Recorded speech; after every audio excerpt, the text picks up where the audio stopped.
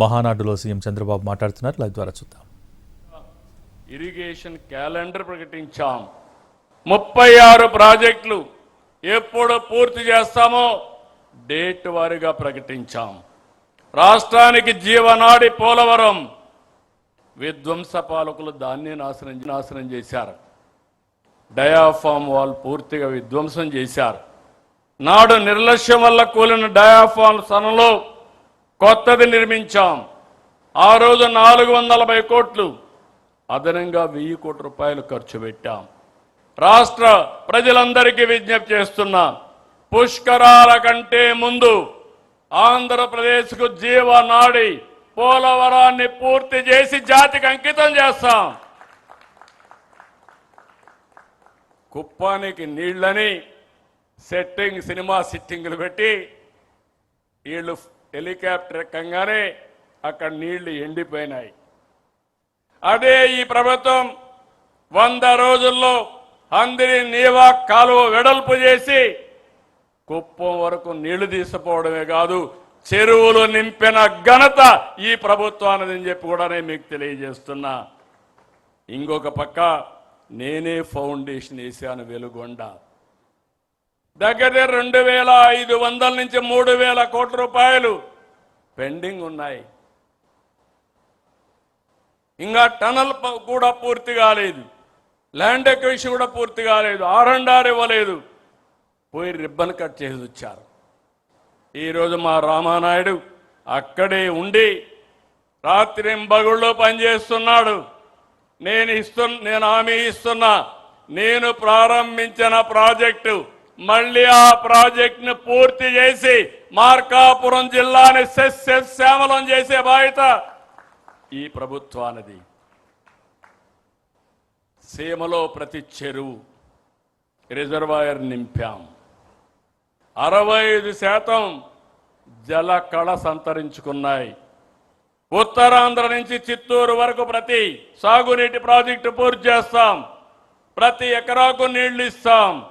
2 ఏళ్లలో 17,000 కోట్ల రూపాయలు ఖర్చు పెట్టాం. రాబోయే 3 ఏళ్లలో 36,000 కోట్ల రూపాయలు ఖర్చు పెట్టి ప్రతి ఒక్క ప్రాంతాన్ని శ్యామలం చేసే బాధ్యత ఈ ప్రభుత్వానిదని మరొక్కసారి విజ్ఞప్తి చేస్తున్నా. ఉత్తరాంధ్ర మొదలుకొని అన్ని ప్రాజెక్టులు పూర్తి చేస్తాం. జలధార ఇది ఒక వినూత్నమైన కార్యక్రమం.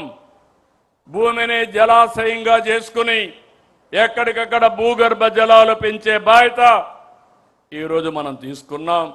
100 డేస్ ప్రోగ్రాం ఇచ్చాం. ఇది అదనంగా ఖర్చు పెట్టి ఎక్కడికక్కడ భూగర్భ జలాలు పెంచుతాం. అభివృద్ధి చేసి సంపద సృష్టించలేని వాళ్ళు సమిక్షేమం గురించి మాట్లాడే అర్హత లేదు. సమిక్షేమం, అభివృద్ధి, సంపద సృష్టి అనేది ఒక సైకిల్. దానికి కట్టుబడి పనిచేస్తున్నాం. పరిశ్రమలు, పెట్టుబడులతో పాటు రాష్ట్రానికి ఆర్థిక వనరుగా ఉండే అద్భుతమైన రాజధాని అమరావతి నిర్మిస్తున్నాం. వైసీపీకి రాజధాని పైన ఒక విధానం లేదు, విజన్ లేదు. విషయం కక్కడమే తెలుసు. ప్రతిపక్షంలో అమరావతికి మద్దతు అన్నారు, అధికారంలో 3 రాజధానులు అన్నారు. ప్రతిపక్ష హోదా పోయాక ఇప్పుడు మావిగన్ అంటున్నారు. వీళ్ళని ఏమనాలో నాకైతే అర్థం కాలేదు. కేంద్ర ప్రభుత్వం పార్లమెంట్లో పెట్టి చట్టం చేసిన తర్వాత కూడా మావిగన్ మాట్లాడతారు. వాళ్ళకు ఒక గోల్ లేదు, అదొక అడ్డగోల్ బ్యాచ్. ఏం మాట్లాడతారో కూడా తెలియదు. అది వాళ్ళు చేసే పని. విశాఖ ఉక్కు మన సెంటిమెంట్. కేంద్రం సహాయంతో విశాఖ ఉక్కును నిలబెట్టాం, లాభాల బాట పట్టించాం. ఇదొక్కటే కాదు, కనీసం 52 ఎకరాలు ఇస్తే రైల్వే జోన్ ఇస్తామంటే అది కూడా ఇవ్వలేక చతికిల పడితే ఈరోజు రైల్వే జోన్ కూడా సాధించుకున్నాం. ఇంకో పక్క రాయలసీమ నాడు 5 ఏళ్లు తీరని ద్రోహం చేశారు. సీమ ప్రయోజనాలపైన డ్రామాలు ఆడారు. అనుమతులు తీసుకురాక వాళ్ళ హయాంలోనే రాయలసీమ లిఫ్ట్ ఇరిగేషన్ నిలిచిపోతే దానిపైన ప్రజల్ని తప్పుదోవ పట్టిస్తున్నారు.